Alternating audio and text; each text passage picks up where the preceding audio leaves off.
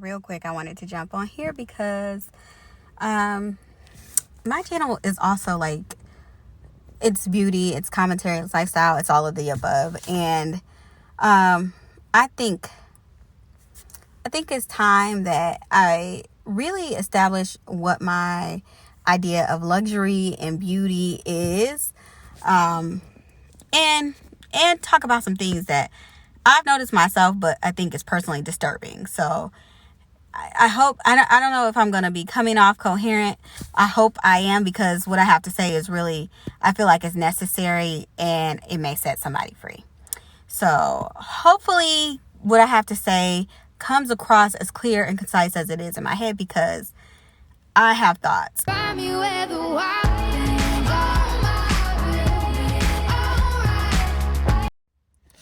Okay, so I have whole notes, but they're in my head. So let's see if this comes out the way I planned it in my head.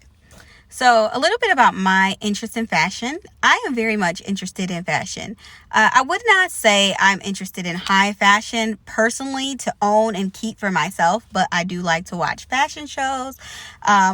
America's Next Top Model was one of my things. You know, I just really became interested in fashion when I was in high school. And I'm going to be honest, we were not the most fashionable kids in school just because our parents couldn't afford it. They had 5 kids, they had grandkids, they had, 5 kids living in the house when we were growing up and going to school, but 8 kids. So my dad's money didn't go to fashion and things like that. It went to our house, which we now still have. So our parents were really wise with their money. I really had no clue as to what real fashion sense was, and I thought it had to be expensive for it to be fashion. Over time, I learned just from myself, my life experiences. Man, I've lived with other people. I've lost more than 70% of my clothing being illegally evicted from my place. And I had so many. I remember I had like 15 pair of boots and shoes and, out the wazoo. That was just boots alone, 15 pair. And that was insane for someone in college at the time.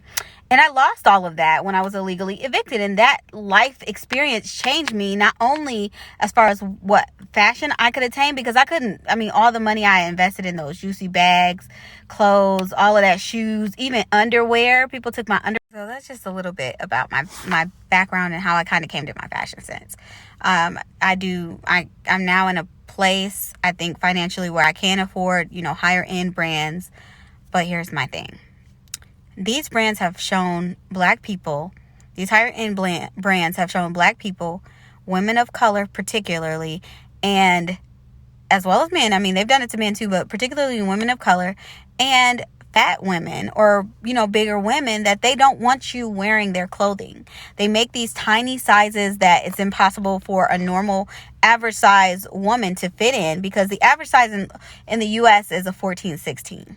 So why is it so many high-end brands make clothes for tiny women?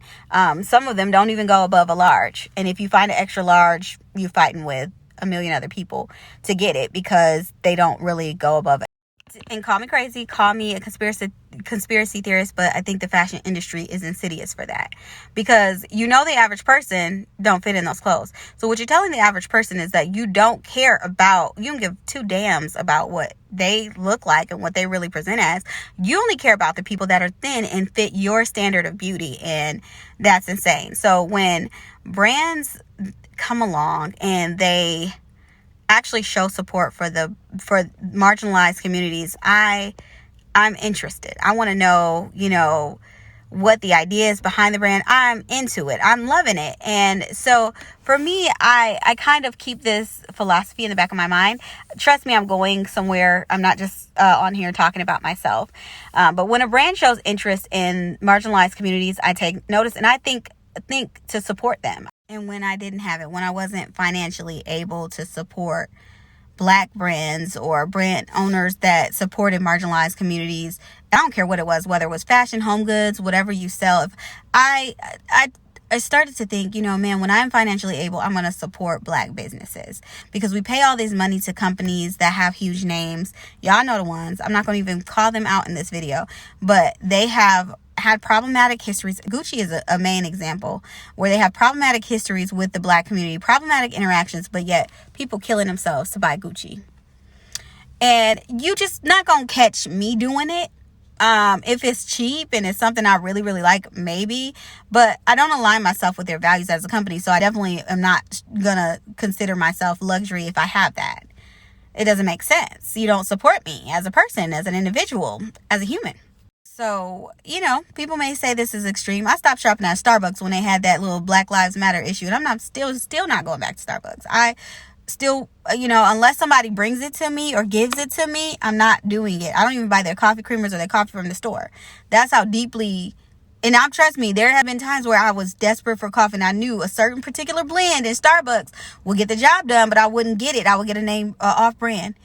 Other than that, because of how they align themselves with, or malalign themselves with the Black community, and then try to make an apology. I don't accept your apology as a brand. I don't, because that disrespect, you meant that, but you didn't care until it affected your dollar, your bottom line, and that's not integrity. It's not. So brands really have to prove themselves to me. You can't just, come out with a brand, or you can't just be a long-standing brand like Chanel, Gucci, Louis, all these brands, like, personally, I know that Coco Chanel was a Nazi sympathizer, and that's all. I don't want anything from her. I don't even want her fragrances. Like, that is dead. Supporting brands that literally, knowing the founder, like Karl Lagerfeld, he did so many negative, bad things, and there's been so many things that I've seen of him, but I don't even want my money to go to his estate at this point. I refuse to support racist, homophobes, transphobia. I refuse to support that. Like, if that's you and you like those type of brands and you think that they're fashion and it makes you feel established, that is fine. Maybe you need to consider the brands that you align yourselves with and find out what is it in you that would support a brand that does not support you as a person or another marginalized community. And I say that because as soon as they're done disrespecting you, they're going to move on. It's not like, oh, they're only racist towards Asian people or only racist towards Black people. Lululemon is another one. Problematic history where the owner keeps putting his foot in his mouth regarding the founder, keeps putting his foot in his mouth regarding the Asian community. He just won't stop. And then they don't support fat people, which they're a workout brand. So I have no damn idea why you would be selling workout clothes to only skinny people. That's like selling health food to people who are already healthy. Make it make sense. Like, yes, skinny people do need to work out too, but so do big people. And isn't that what you're supposed to do? If you're a bigger person, is that not what society tells you? Work out, but you only market to skinny white women? Like, make it make sense. Make it. I know I said I wasn't going to say names, but it's too much secrecy involving a lot of this disrespect, and it is. But people are attacking brands like Telfar if things are not perfect. And my thing is this: he established his brand in 2005. A lot of these, your faves like Gucci, Fendi, Louis, Prada, you only like them because, I'm gonna be honest with you, most of the time Black people like things because they hear about rappers and people who are famous people who have them. How you gonna have $40,000 bag? Everybody want the Hermes, what is it? Can't think of it right now. Birkin. Everybody wants that Birkin bag that's worth $20,000-$30,000. Talking about it appreciating value. So will a house. So will property for your children. And y'all living in rent houses with Hermes bags? I will never understand. You're renting your car, but you're getting that bag? Make it make sense. It's one thing if that mess is in your budget and you're okay with the message that they send to marginalized communities and you are okay with aligning yourself with that. It's totally different when you're trying to distance yourself from racism or homophobia or try to call people out, but you support brands that are openly racist, openly homophobic. You support rappers who say disrespectful things to people because of their sexuality.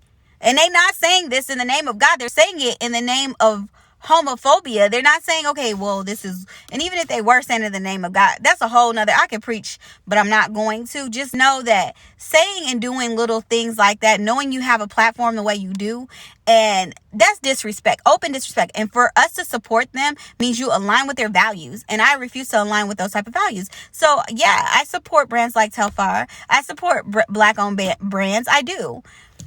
You know, these white Pottery Barn things, they have these candles and people buy the heck out of them. And I personally know that Jackie Ina has an amazing candle brand, Forever Mood, and it smells wonderful. And she supports black women, and specifically dark-skinned black women who have been getting attacked for no doggone reason out of nowhere. And so I support her brand because I know it aligns with values that are near and dear to me. If you think that luxury is only Louis bags, if you think it's all these high-end brands that cost a fortune and you're looking like a fool, because high fashion doesn't necessarily mean you're fashionable. It just means, because they will literally put a trash bag on the runway and charge you $1 million for it, and people will be trying to get that trash bag. Same bag they sell at Dollar Tree. Flick some paint on it, and there you go, paying $1,000. You know, make it make sense. So at the end of the day, what I think is luxury is to be able to support a brand financially that aligns with your values. If you're into fashion, to be able to support a fashion brand that aligns with your values, and be it black creators, and or maybe you find something in the Asian Pacific community, or maybe you are white and you want to support a white brand and you align with their values. A lot of these brands though are terrible, and the people who have founded them are terrible because of what they support, and you don't know because you just want it because everybody else have it. Doesn't make sense. It just doesn't make sense. If you're going to enjoy fashion, please do it responsibly, because I'm going to think if you're supporting a certain brand that you support their values, and I just can't do it. For me, it's a no. One thing I think the black community learned when Black Panther came out is the power of the black dollar. We learned that the black dollar is something that people, brands, companies, industries are willing to pander for, and they will do whatever it takes to convince you that they're okay with the black community. In reality, corporately, they hold attitudes, they support policies that are racist or homophobic or transphobic or just downright just nasty and ugly.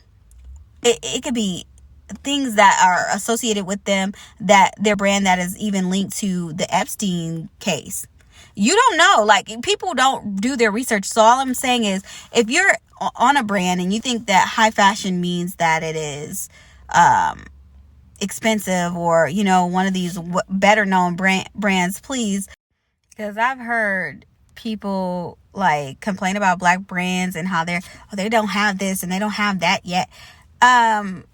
But you support the brands of the people who colonized black nations and black people, and you're okay with that. You're okay with their racist history because you just want to be seen as fashionable. I want to have the bag that this such and such rapper have, or all of that. And that's all good and well, because now that I have the money to buy that type of stuff, I can say with authority, I'm not buying that type of stuff. I'm not going to be wasting my money, wasting my dime, aligning myself with these people who have made it hard for black people to own businesses, because this is a cause that's near and dear to my heart. Whatever's near and dear to your heart, you do. But I just say I'm disgusted with the fashion industry and how nobody calls them out and nobody checks them for their foolery. Nobody checks them for their corporate foolery. Like, no.